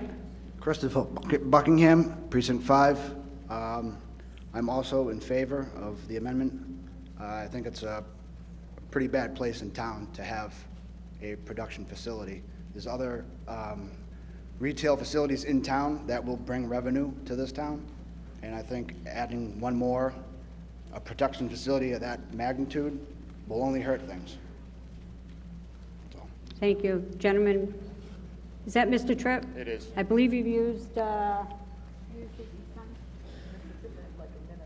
okay, he has a minute left. Again, since you've been up, can you let those who have not had an opportunity to speak, and then we'll come back to those who have spoken but do have time? No problem. On my right. Madam Moderator, can we move the question, please? No, I'm not going to accept that at this time. On my right? Okay. Charles Deacus, Precinct 3. You know, this comes down to a very basic question. We've got $3 million, and we all own a portion of that because we're the citizens of this community. And if you think after 14 years, we're going to develop this into something like a hotel or something like that, I just don't, that's not going to happen. You got a chance now. If you own this individually and you had it in your estate for 14 years and someone came along and they wanted to rent a portion of your property and give you money, are you going to say no? I mean, if you're against marijuana, fine. I guess if you were born in the 20s, you would have been against alcohol. But the point is that this is an opportunity. It boggles my mind that people think that they want to see this site sit there for another 14 years. It's not in the middle of town. It's by a railroad track. And let me just tell you, I'm sorry, but this is a golden opportunity. I hope we don't miss it. Thank you. On my right. Madam Moderator, ladies and gentlemen, Bob Russo, Precinct 2. I've thought hard about this over the last few weeks, reading all the articles in the paper, and I have vacillated for and against. However, I'm now coming down on the side that I will be against this article, and I want to use a little bit of my historical analogy that I would probably have used in a history class. I go back to the year 1919, when the United States of America amended its Constitution by adding an amendment that, quote, prohibited the manufacturing, the sale, and distribution of all alcoholic beverages in the United States. You can all chuckle at that. We know it's happened. 14 years later, it was repealed. It was the most unenforceable, foolish, and stupid piece of legislation when you try to legislate morality. This is far better. Somebody else is going to do it in another community or in another building, possibly someplace else, but this does not talk. We have people selling marijuana products for recreation, for medical purposes. This isn't going to do that. It's only the processing. It's a manufacturing process. The financial benefits for the town are far greater, I think, than the negatives at this point. And remember the alcoholic analogy. We repealed it in 1933 because it did not work. Thank you. On my left.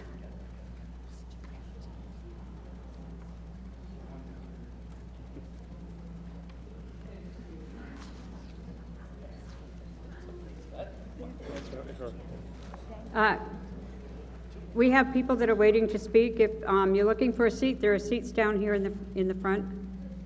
On my left? Thank you. Judith Whiteside, Precinct 3. Many of you know that I had two careers. One was as a banker, a commercial banker who made million-dollar loans in the city of New Bedford and surrounding areas.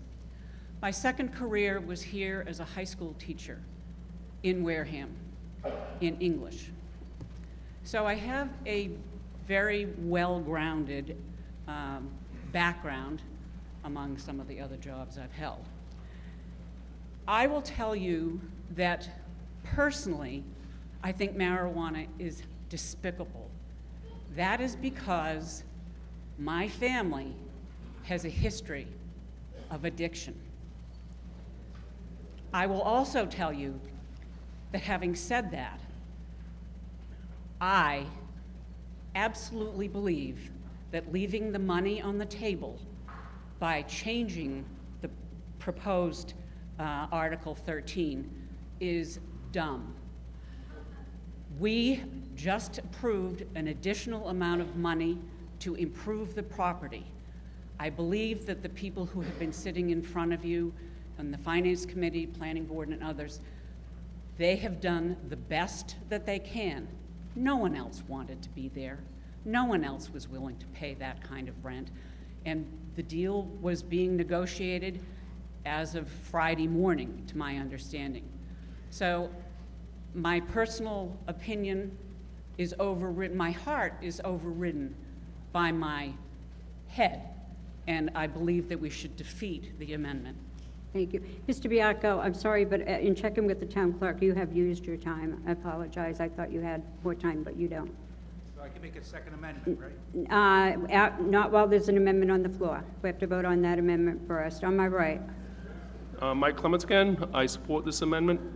My belief is that the town should not be profiting from a marijuana facility when they are also going to be regulating and collecting fees for that facility. It goes contrary to my beliefs. I haven't seen any of the police officers or fire department speak in favor of this project, so I just think that we need to have their input as well. Thank you. On my right. Thank you, Madam Moderator. Sandy Slavin. I'm here not involved with CPC. I'm here not involved with Historical Society. I'm here as a voter. I urge that you defeat this amendment. We bought Tremont Neal with our heart, and as Ms. Whiteside said, we have to use our head. Without the funds coming in from this manufacturer product, we're not going to have anything to repair what's there. At a previous town meeting, we voted $200,000 to repair the exterior of the freight building. The grant that was funded to take care of the inside never happened. So we have no money to complete doing the freight building. We want to do the white building and make it into a business. Can't do anything without funds. You can have what you want inside the metal building. It's a manufacturing site. I honestly don't care if it's manufacturing widgets. As long as they're willing to pay us a decent amount of income for rental and improvements to Tremont Nail, I support the defeat of this amendment. Thank you. On my left? Craig Geddes, Precinct 6. I'm actually against this amendment, but in favor of the marijuana use at that facility, because I think it's too restrictive. It's an emerging market. If we could all go back and invest in Microsoft or Apple, both of those in Silicon Valley, they tend to collect, and where we already would be putting in one facility, that may be the appropriate area to put in further facilities in the future if they're lucrative, as Finance Committee has said. Thank you. On my left? April Lee Lauer, 5th Precinct. I admit I was originally looking at this section wondering, why are we doing this? We can just look at it as a special case of light manufacturing, but I think I understand. Can you step a little closer to the microphone, Can please? you hear me better now? Oh, much better. Okay. Do I need to repeat my name? Please. April Lee Lauer, 5th Precinct. In looking at this, I was wondering why we had a special section for this, but listening, I understand this now. What I would like to say is that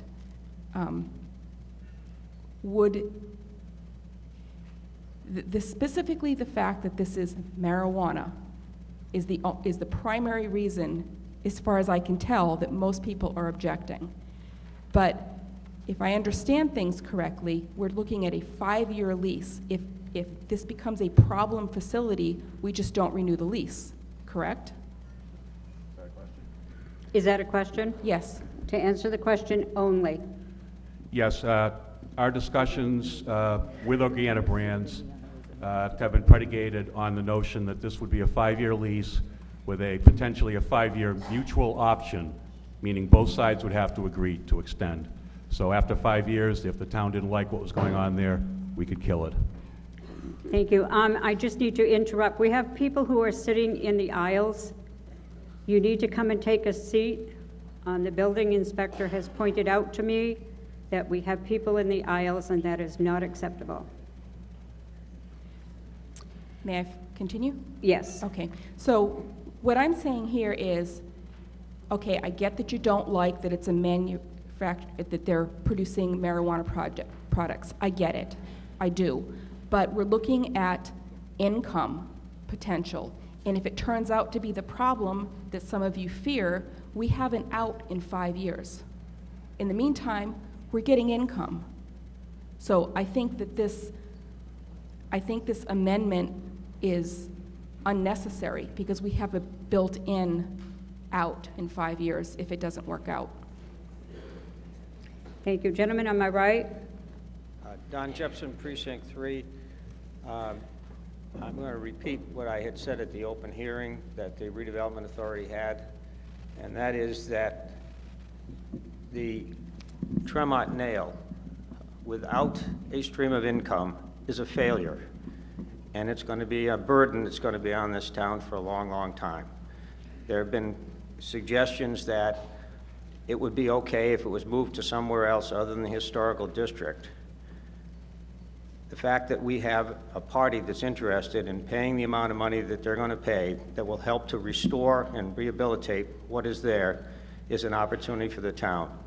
To go for this amendment is going to basically take away the tools that the Redevelopment Authority has, which is and they've done a lot of hard work at trying to revive and to come up with a program that would be productive for the taxpayers. That's all I have to say. Thank you. Am I right?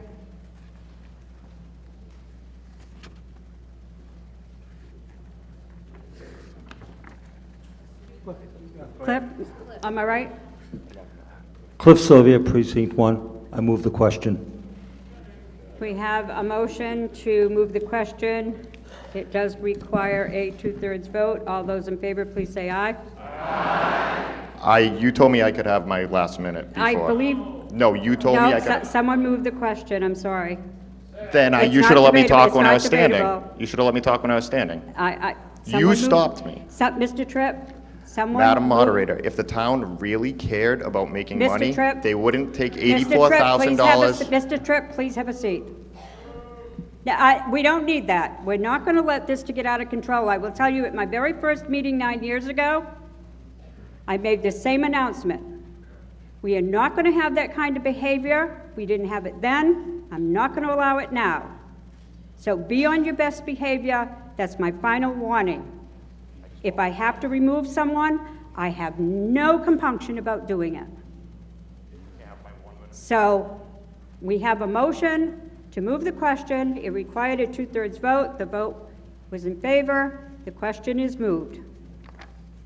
So your vote now will come on the amendment. The amendment requires a majority vote. The amendment is Mr. Tripp's amendment. I'm going to ask the tellers to come forward. All those in favor of Mr. Tripp's amendment to remove section 463.4, which would, nope. Point of order. These people that are standing up should be sitting down. He's correct. Please have a seat.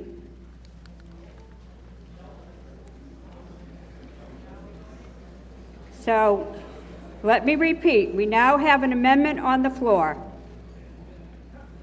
The amendment before you is Mr. Tripp's amendment to amend Article 13 by removing section 463.4 in the handout, which would be to remove, in addition, one marijuana product manufacturing use shall be allowed in accordance with CMR 935-500, but not including marijuana retail sales, dispensary, and cultivation. That will all be removed. Nope. I'm in the middle of an explanation. When I get done explaining.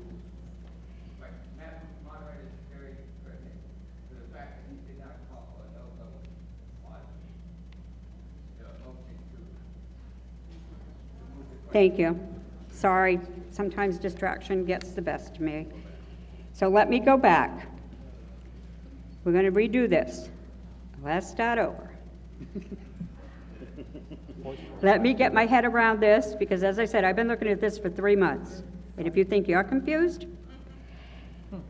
so we have a motion before us as an amendment that Mr. Tripp made to amend Article 13 by removing section 463.4 to remove the one marijuana product manufacturing uses, and then he would, in section 463.6, add as a prohibited use cannabis business.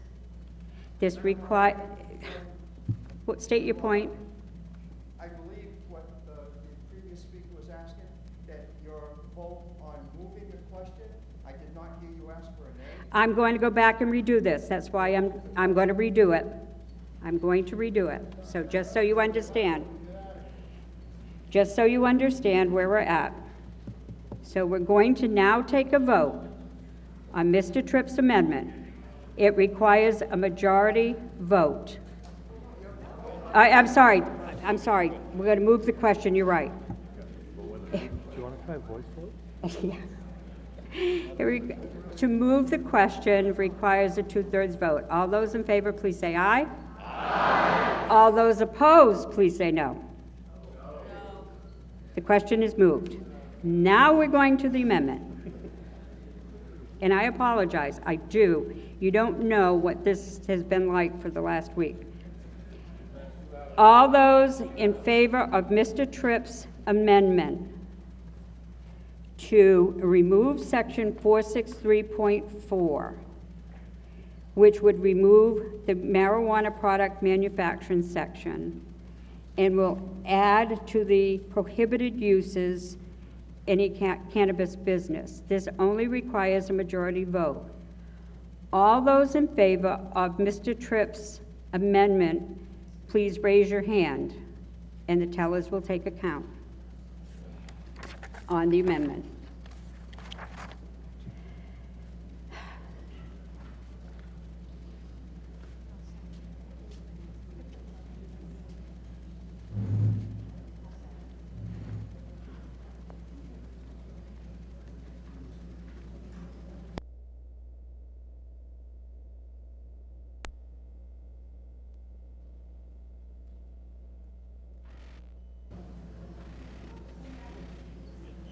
Alan withdraws his secret ballot.